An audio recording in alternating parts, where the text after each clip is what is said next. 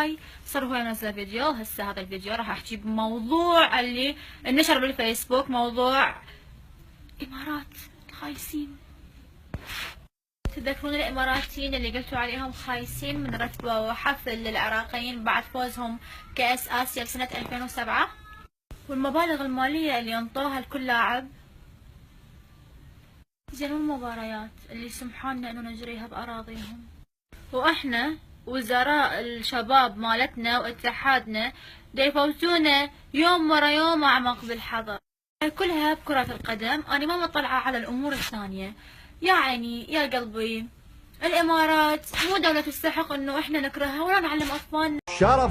شرفك دوسي على الدقمة، دوس على الدقمة. ايش خسران؟ هسه لا هي بفلوس ولا هي بصخام.